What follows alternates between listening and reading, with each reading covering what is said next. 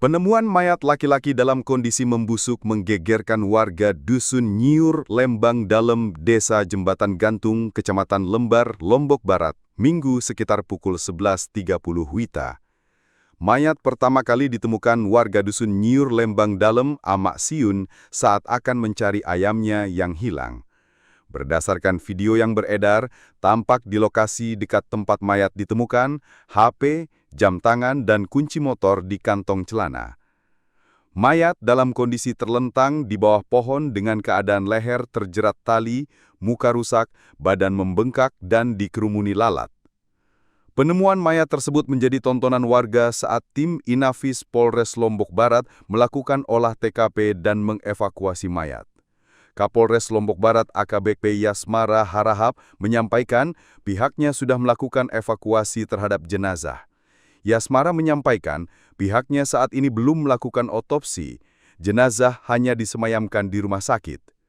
Proses otopsi jenazah membutuhkan persetujuan dari keluarga, tim dokter yang menjadwalkan, serta hal lain. Yasmara akan memberikan informasi lebih lanjut mengenai jasad yang diduga merupakan anggota kepolisian berinisial Brigadir IFS.